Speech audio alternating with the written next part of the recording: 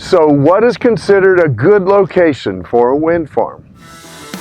You and I have an insatiable appetite for electricity. Come with me and we'll look at the issues relative to wind farms and the communities that they serve. This is the Windfarm Guy. Hi, this is Dennis Stout and thank you for joining me for this episode of the Windfarm Guy. A lot of things go into finding a suitable place to site a wind farm. There are many aspects, but they can be boiled down into about 5 basic things. I'll take a more in-depth look at each of these in future episodes of the Windfarm Guy, but here are the 5 basic requirements for a successful wind farm. First, there must be good wind. Obviously, there has to be good wind for a wind project to be successful. The central part of the United States is where the bulk of the nation's strongest wind resources are located. There certainly are windy places in other parts of the country, but this is where the lion's share is. That is why there are so many wind farms in the central part of the U.S. The problem with this is the windiest spots are not usually where the population centers are. Therefore, it takes large transmission lines to move the power from where the power is generated to where it is needed, the population load centers. Second, available capacity on a nearby transmission line.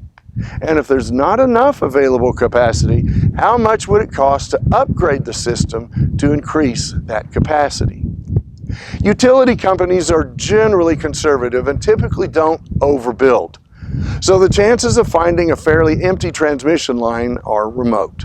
But it can happen. For example, if an antiquated power plant is deemed to be too costly to update, it could be shut down, leaving a large amount of available capacity on the line it used to supply.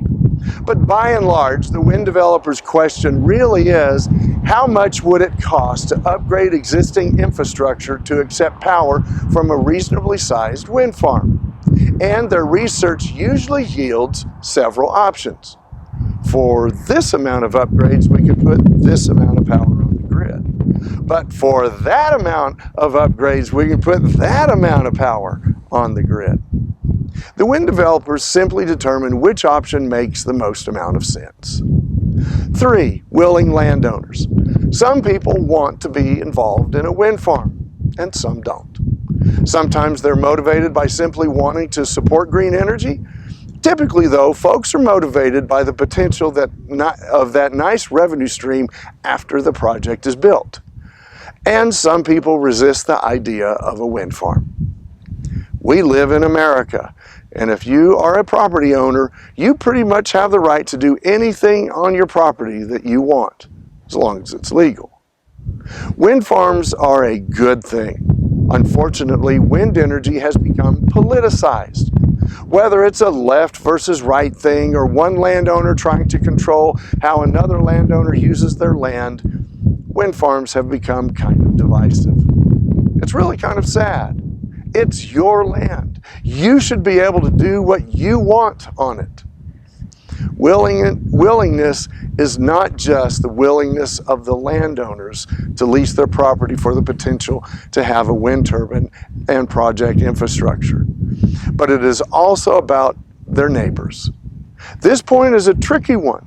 A wind developer doesn't know if the landowners are willing until they start leasing land. When they lease land, they know they have willing landowners, but they don't know if their neighbors are okay with it until they see the neighbor's response to it.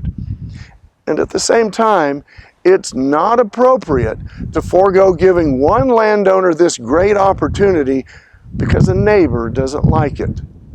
That's not how private land ownership works. 4, favorable permitting.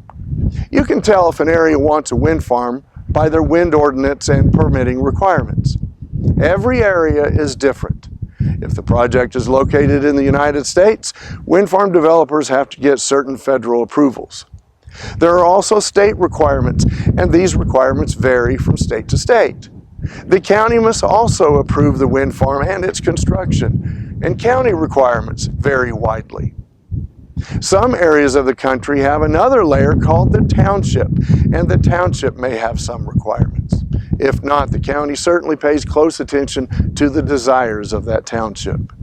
Then even municipalities like cities and villages can weigh in. If a turbine is sited inside a city limit, the city absolutely has requirements that must be met. But often, the city can control areas even outside the city limits. And again, these abilities vary greatly by area. And of course, there are quite a few alphabet agencies, the FAA, EPA, DOE, etc. They need to weigh in, especially if certain things are triggered. Those last two main points, willing landowners and favorable permitting, they're related.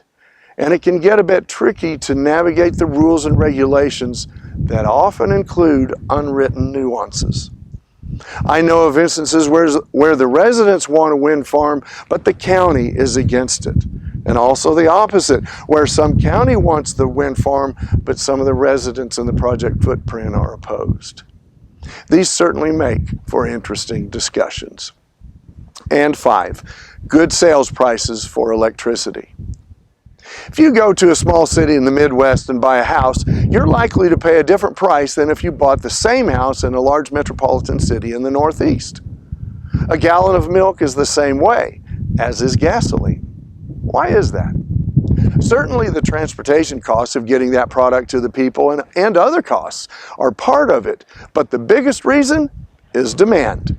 There are more people in the metropolitan area, so the demand is higher. Therefore, the prices are higher. Electricity is no different. Electricity prices for a house in Manhattan are higher than for a house in, say, rural Oklahoma. And because New York residents are willing to pay more for their electricity, the utility companies that provide their power are willing to pay more for that electricity. That means more power generators can sell the power to the utility for more money. Back to that milk. If you could sell a gallon of milk in either place, but for every dollar you made in the Midwest, you could make $2 in New York, wouldn't you try to figure out a way to get it to New York? And yes, the cost of successfully getting a gallon of milk to the Northeast can make the endeavor impractical. Electricity has sort of the similar characteristics, but is even more difficult because of the multiple grid operators and their requirements. But if it were possible, If you like what I've said today, be sure and click like and subscribe below. If you have thoughts or want me to address a particular topic relative to wind farms, please also leave me a comment. There are many aspects to a wind farm development, actually more than these 5, quite a bit more. But a simple look at the basic requirements of wind farm development would include these 5. As I mentioned earlier, I'll look at each of these more deeply in future episodes. This is Dennis Stout, and I'm the Windfarm Guy. Thank you for watching. Working together, we can make good energy decisions and save our planet. I am the Windfarm Guy.